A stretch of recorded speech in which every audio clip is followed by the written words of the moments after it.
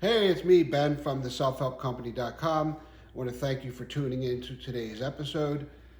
Today we're going to talk about Chapter 9 of the Self Help for At Risk Teens book. The topic here is the price of trouble. This topic here is very personal to me because I have spent my whole life getting in trouble. I spent from the time I was 10 years old and I got expelled from school in fifth grade and forced to go to a new school in a new neighborhood, right on through to the next couple of years of 13, 14, 15, getting arrested for minor stuff, and then eventually getting sentenced to a juvenile detention program. I was also sentenced to a court-appointed school. I spent 11 months with a house arrest bracelet on my leg. And then even after I got out of juvenile placement, I found myself quickly into an adult prison for a little while, and it just escalated from there. And all of this, I feel like, could have been avoided had I recognized the signs early on. So when I was 10 and I got kicked out of this first school in fifth grade, you'd think that I would recognize that I had a behavior issue. But unfortunately, I didn't. And so I continued to act out, and it just escalated from there. So I'm here to just point out to you some of the warning signs. So if you have been suspended, if you have been expelled, and then if you've ever been in trouble with the law already, even if it was for the minorest thing, these are warning signs that trouble is around you, and you need to recognize it, and you need to make some serious decisions on how you're going to behave in order to avoid it becoming more serious. So recognizing the warning signs is what's going to help you avoid future trouble. So if you've never been in trouble, if you've never even been suspended or never been in any trouble at all, that's great. Congratulations. And I applaud you for that. But keep in mind, if you're young, there's still time for you to get in trouble if you're not cautious. So I want to point out to you some of those signs that you could be paying attention for, because if they start to show up and then you recognize them, you could grab a hold of that right away and change direction. Now, behavioral problems are serious. So I'm not talking about trouble in the sense of, you didn't clean your room and you got grounded. No, that's not the type of trouble I'm talking about here.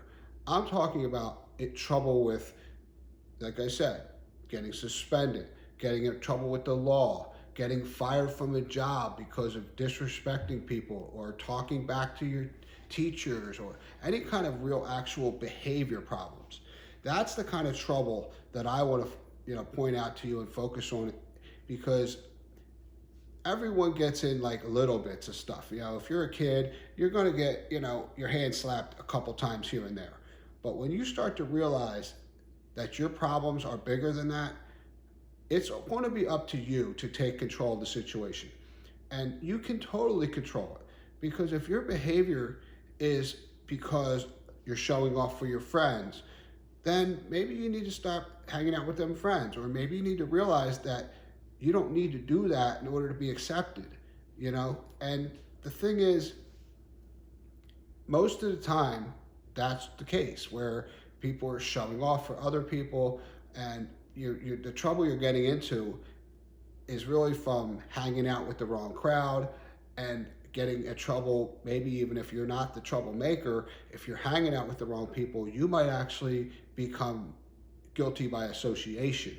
That's when the people you're with are doing the trouble, and you just happen to be there when the cops show up and you get arrested too. And I've been a victim of this several times, and it's no fun, because if you're innocent, you shouldn't be in trouble. But because you're choosing the wrong people to hang out with, this is what's going to happen. And that's why it's important you to be careful of who you're spending your time with. Now, you can totally control these behavior problems. And you need to know the difference between real serious issues and then just choices you're making. So if you're someone who is being put in a situation because of your circumstances, and the trouble you're getting into maybe not be your fault because like you need some serious counseling or something, then you need to seek that counseling. Don't continue to just get in trouble knowing that this stuff is somewhat out of your control because it's your mental state is causing you to behave this way. Then it's going to be on you to seek counseling. You're going to need to let somebody know that this is serious and you need help, because no one else is going to do this for you. People are just going to think you're bad. They're going to think you're a bad kid, and they're not going to realize that you're having these issues because of an underlying condition or a circumstance that's putting you in this frame of mind. So know the difference between right and wrong. That's the main thing you need to understand, is if you know something is wrong and you do it anyway, I'm sorry to tell you, but that is when you pretty much deserve the consequences. Because if you intentionally break a law and know it's wrong, and then you get caught, that's called paying the consequences. But if you don't know right from wrong and you didn't realize that what you were doing was illegal, that's something totally different. And that's why it's important for you to understand the difference between right and wrong, legal and illegal. And don't do something unless you know for sure that what you're doing is going to be right.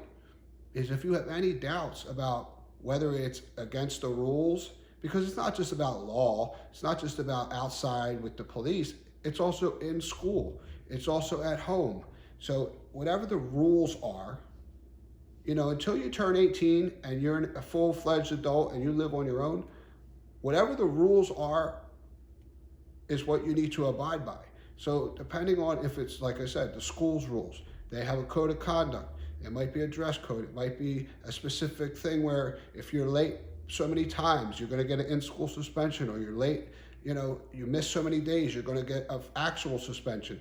Whatever them rules are, it's important for you to know them so you can follow them. And when it comes to being at home and following rules, well, if you have chores to do and you have to do X, Y, and Z by a certain day of the week, and you don't do it, and then you get grounded, well, that's because you didn't follow the rules.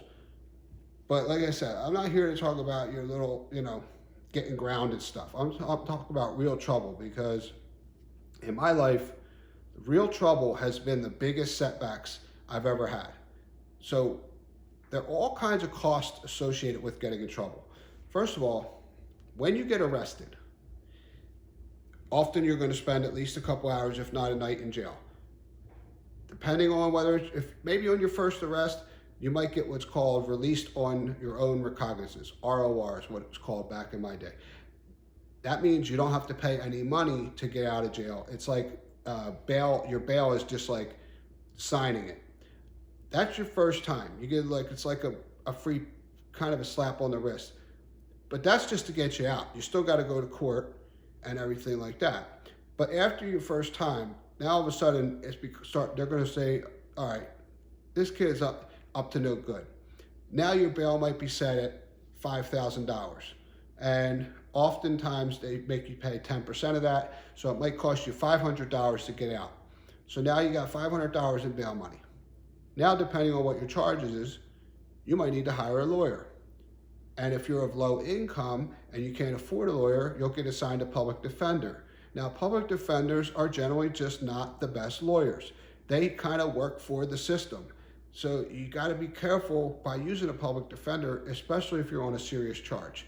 So now you want to get a lawyer, because even if your charge isn't that serious, you might get a pretty stiff sentence because of having a bad representative, your lawyer or your public defender. If you don't have someone who has your best interests in mind, you might get a stiffer sentence than somebody who has a really good lawyer. So next is, after you go to court, which you have to take time off of work, or your parent may have to take time off of work to take you there. That's costing money because you're not at work making money. Then, after the judge hands down the sentence, you might have to pay restitution, which is paying back whatever you did. So if you vandalized something and you broke a window and it cost $200, well, that's the fine, is paying that $200. The restitution, which is paying that $200 back. If you stole something, you're going to pay the restitution, which is paying it back. Then, in addition to that, there's the fines and court cost. That is standard across all courts where you have to pay court costs. That's to pay for the clerks and the people in the back and this and that. That's the type of fines and fees and restitution and the lawyer and the bail money. It just keeps adding up. And by the time it's all said and done, you're going to be cutting grass and babysitting for the next 3 years just to pay back your parent or whoever it is that put the money up for you to get you out of this trouble. I'm telling you right now, it's just simply not worth it. Do what you need to do. Focus on becoming a better person, and don't get yourself in this kind of trouble, because once you get into any kind of trouble with the law, you're in the system. And once you're in the system, it's very hard to get out of the system. And I'm telling you this from personal experience, because in that first offense, when you get, maybe you get probation. Let's say you get probation. That means you have to report every week or every month or whatever it is, depending on the level of probation they put you on. And if you'll have rules.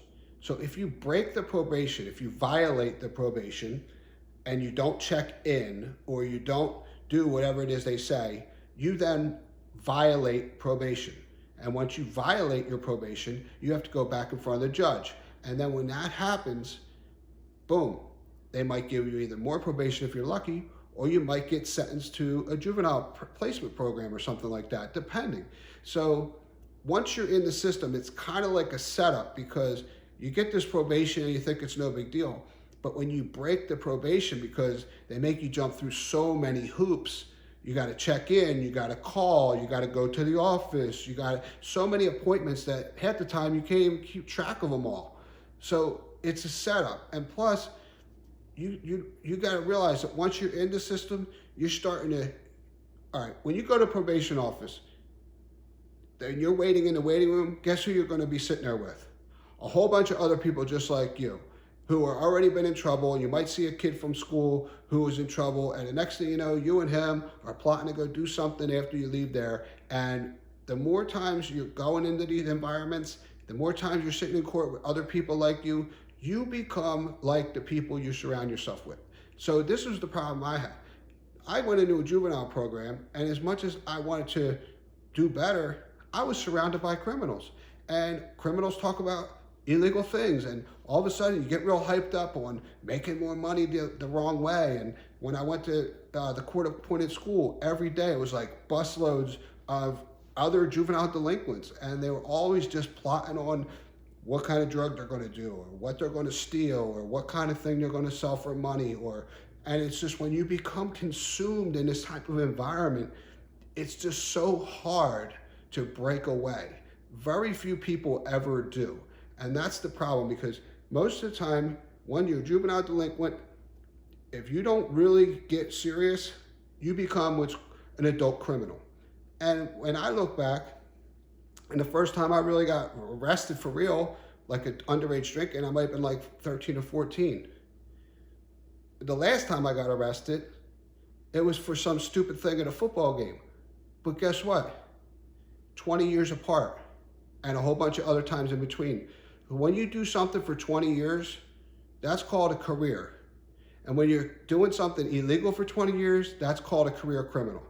And let me tell you, that's no fun to have a label like that put on you. And I'm here to tell you that it's simply not worth it. Stop right now. Put your behavior in check.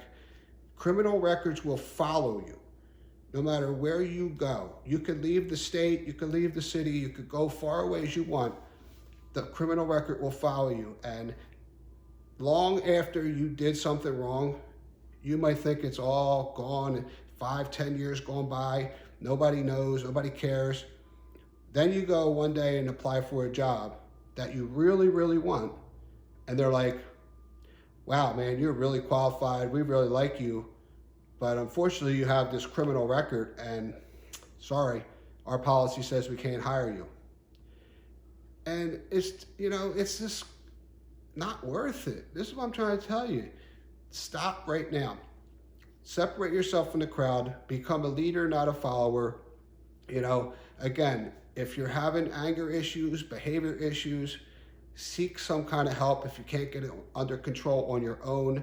Any kind of, like I said, counseling or anger management therapy or whatever it is, there's no shame in it. Do it, get it over with, change the course of your life right now, and avoid going down a path of a life of crime. So if you haven't been in trouble yet, hopefully this is a warning and a reminder, and give a little caution to what might lie ahead. Don't start running with the wrong crowd, because guilty by association is guilty. Either way you want to spin it, whether you did it or didn't do it, if you're in trouble for it, it's going to follow you. I've had friends do something, I got in trouble for it, they got away, I got caught. Actually, it wasn't even I got caught. We all had to go to court, but the people who did it got nothing, and I got 2 years probation. So at the end of the day, I'm here to share my personal experience with you. Take it, do what you want with it. You can ignore my advice, you can ignore my stories, you can do whatever you want, but I'm telling you, don't say I didn't warn you. So hopefully this information was helpful. I go into more detail of this stuff in the book, but this is just a quick, overview of the experiences I've had, and hopefully you'll be able to see a little bit of that maybe in your situation, and just recognize that maybe you are on a little bit of the same path I was on, and now is the time to correct it. So course correction, make some smarter decisions, and you'll be thankful. You'll be thanking me. Send me an email. Tell me about how your friends got in trouble and when you decided to stay home that Friday night. And you know what? You were spared because you thought about me and what I said. That will make me happy. So thank you very much for tuning in today. Please don't forget to subscribe to the channel. Make sure you're getting notified, because the next episode is going to be chapter 10, and it's going to be more on developing your character. This is going to help you understand some of the things you need to do to really become a better person overall. And your character is something that you really have to make a conscious effort to work on, and I'm going to give you some strategies to help you do that. So again, rate this show, review it, comment, like, whatever else. Give me some feedback, and I look forward to talking to you in the next show. Have a great day.